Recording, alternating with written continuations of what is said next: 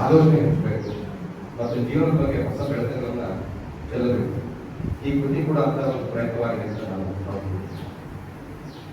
ಇಂದಿನ ವೇಗದ ಜೀವನದಲ್ಲಿ ನಾವು ಮನುಷ್ಯರನ್ನ ಗಮನಿಸುವುದಕ್ಕಿಂತ ಹೆಚ್ಚಾಗಿ ಘಟನೆಗಳನ್ನ ಗಮನಿಸ್ತೀವಿ.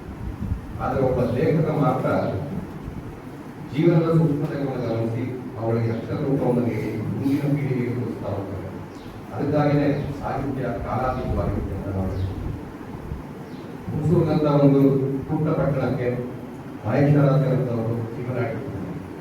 ಹಿರಿಯರನ್ನು ಪ್ರೋತ್ಸಾಹಿಸಿದ ಎಲ್ಲರ ಸಹಕಾರಗಳಿಂದ ಸಾಹಿತ್ಯಿಕ ಮತ್ತು ಸಾಂಸ್ಕೃತಿಕ ಕಾರ್ಯಕ್ರಮಗಳನ್ನು ಆಯೋಜಿಸುವುದು ಅವರ ವಿಶಿಷ್ಟತೆ. ಬೆಳಗಿನಡೆಗೆ ಬೆಳ್ಳಿ ಹೆಜ್ಜೆ ಅನ್ನುವ ಒಂದು ಮಾಸಿಕ ಕಾರ್ಯಕ್ರಮವನ್ನು ರೂಪಿಸಿ ತಿಂಗಳಿಗೊಮ್ಮೆ ಹುಣ್ಣಿಮೆ ದಿವಸ ಅಯ್ಯಸ್ವಾಮಿ ಬೆಟ್ಟದ ತಪ್ಪಲಿನಲ್ಲಿ ಅವರು ವಿಚಾರಗೋಷ್ಠಿಗಳನ್ನ, ಸಾಹಿತ್ಯಿಕ ಸಂವಾದಗಳನ್ನ ಮತ್ತು ಚರ್ಚೆಗಳನ್ನ ಹೊಂಬತ್ತಾ ಇದ್ದಂತ ಈಗಿನ ಸರ್ವದೇವರು ಮಾತಿಲ್ಲ ಭಾವಿಸುತ್ತೇವೆ.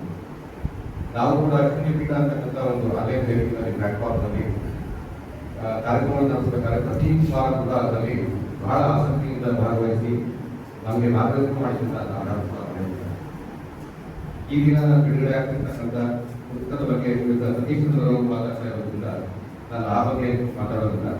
ಆದರೆ ಮಹೇಶ್ವರದಲ್ಲಿ ಒಂದು ವಿನಂತಿಯನ್ನು ಮಾಡ್ಕೊಳ್ಳೋದಕ್ಕೆ ಇಷ್ಟಪಡ್ತೀನಿ. ಆಗ ನಮ್ಮ ಮಾದೇವರು ಕೂಡ ಅದನ್ನೇ ಹೇಳಿದರು, ದಯವಿಟ್ಟು ನಾವು ಹೆಚ್ಚು ಬರೀರಿ, ನಿಮ್ಮಲ್ಲಿರ್ತಕ್ಕಂಥ ಜ್ಞಾನ ನಮಗೂ ಕೂಡ ಹರಡಲಿ, ಅದು ಇಡೀ ಸಮುದಾಯದ ಇಡೀ ಸಮಾಜದ ಕಟ್ಟಿಸುವಂತಾಗಲಿ. ವರ್ಷಕ್ಕೆ 1 ವರ್ಷ 2 ಪುಸ್ತಕಗಳು ಪಟ್ಟ ಆಗ್ತಾಗಲಿ ಅಂತ ಹಾರೈಸ್ತಾ Nice attainment.